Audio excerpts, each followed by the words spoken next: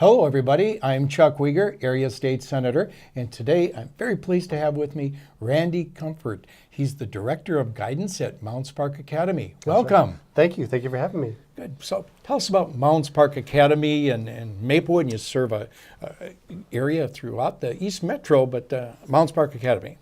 So Mounds Park is a pre-K through 12 school. It's started in 1982.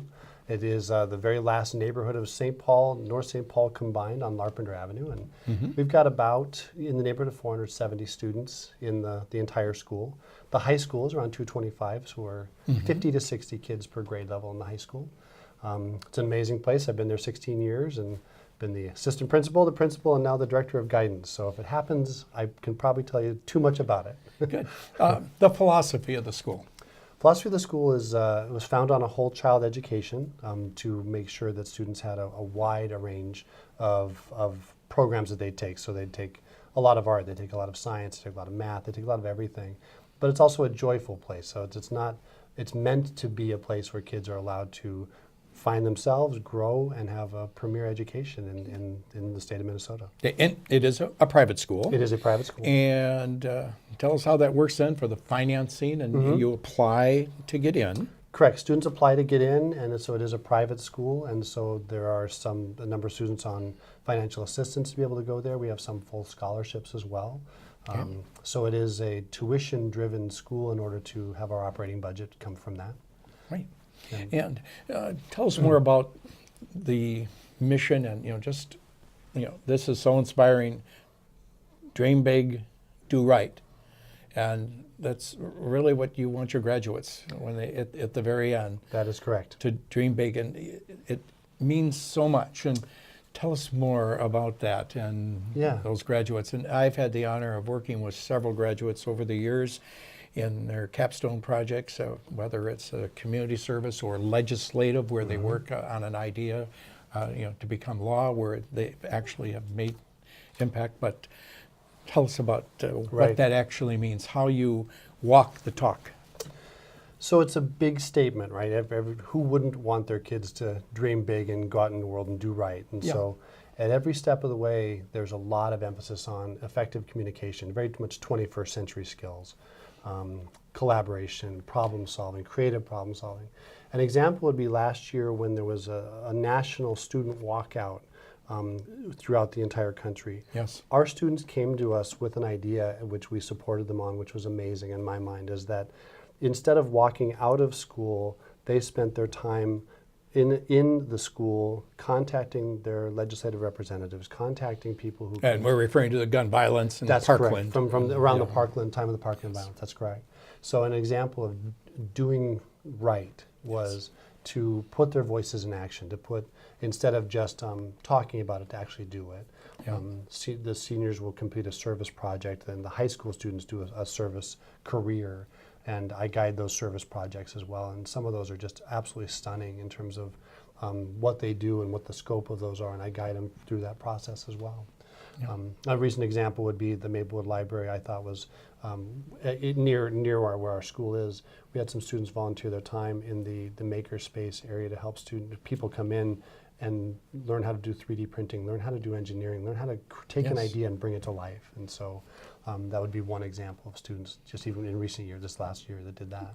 And I had an opportunity to go to a forum that the students put it together, talking about gun violence and student safety, and it was done in a non-political way. It was done to get a better understanding of various points of view.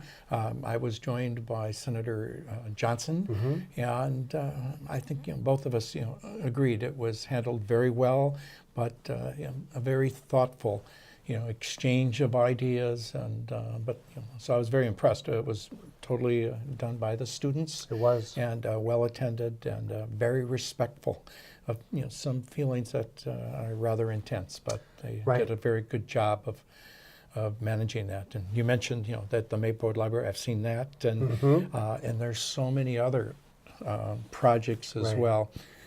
Your students do very well, and most, if they want, I believe, go to college. We have a 100% acceptance rate Yes. But the amazing part in my mind is that the goal is for every student to find the right fit for them. Very Not- important. Not essentially the right and says it's whatever that Yeah. student finds is their right place. Now, it's an increasing trend that some students are deferring for a year to go and do some things that they really want to do before starting college too, and that's also Yes. just an amazing thing to see in Yeah. action. And as I mentioned, it's a private school, Mm-hmm. and I think some of and perhaps many of the students would acknowledge that they're privileged in the sense where there was the economic wherewithal, though you have scholarships available, Certainly. in which I really applaud. But there's such a sense of giving back, and that's capsulized about doing right, Right, and right. giving back to the community. And so you really stand out that way, where people realize that with this great opportunity they have, it's about sharing right. and giving back as well.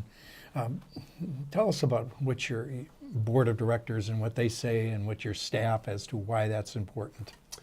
So our board of directors really are of course, the oversight of the sustainability of the school. They work with our head of school. Yes. And they are kind of the strategic guidance for the place.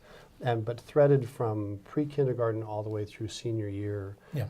the students are infused with a fundamental respect that is given, that is also reciprocated. And the idea of giving back is not something that is false. It's not a created thing. It's not like an obligation to do. Yeah. It's really, truly, because of having immense privilege or having the opportunity to have education at this level, it is a responsibility to give back, not an option. It really has to be something that is shared. And so our students believe it, their families believe it, the community endorses it. Every teacher, every student across the board, they really do live this mission. And so it's part of the fabric of this place. Okay. It always has been. And the curriculum, we have a number of expectations in schools. It's a bit different in terms of private school and in terms of our own state standards, but MPA is doing very, very well. There's no problems there, but Right. just highlight some things in addition to the community service and giving back, some of the expectations you have for students that graduate. So every student at our school will have completed at least 3 years of world language. And so that's something that is part of their graduation requirements. So that's mandatory. World languages. Yep. And then we have French or we have Spanish. And we have an online curriculum, a consortium of other schools around the country like ours that Yes. we share faculty, and we share, some students can take an Arabic class, for example, taught by a teacher in New Jersey. Or Yes, taught and I've seen that where It's you have a teacher amazing. across the country or the world in the classroom. in the classroom with them. Yeah. So, and our students they're on video screen, and Yeah. the teacher and the other students can see them, and they can see each other. It's real-time synchronous. We have a makerspace that is designed for whatever creativity comes to mind. It can be brought to life in any format, any medium. Yeah. 3 years of fine arts are required to graduate. Yeah. A full year of physical education, 3 years of science minimum, 4 years of English, 4 years of social studies. Okay. So it's very rigorous. All of those are rigorous, and they're all at the same time. Yes. And we want students not to be specialists. We want them to be broad-based learners that learn in every area. Great. So. Tell us about your path to Mounds Park. My path has been an interesting one. I'm married a Minnesotan, and she is she's from Park Rapids area up north. We met in California in college. good for you. The homing device kicked in. We returned to the mothership back here, and she's delightful. And You were in so California, though. We were in California, Okay. and I've worked in big schools and small schools, and went to Mounds Park in 2003 as the assistant director of the high school, and have loved it ever since. Have been there ever since. It's an amazing place.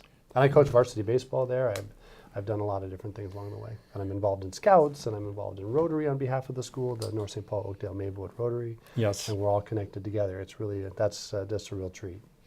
Well, I want to thank you, Randy Comfort, for your contributions, for all that MPA has done in our greater East Metro and beyond. It is making a very positive impact.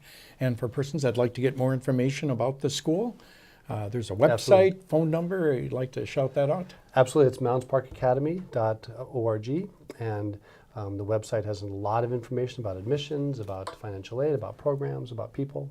We welcome inquiries at all times through the admissions office, and it's hopefully we'll get a chance to continue to be a real presence in the East Metro on behalf of families. Thank you very much, Randy Indeed. Comfort. And for everybody, dream big, do right. Thanks.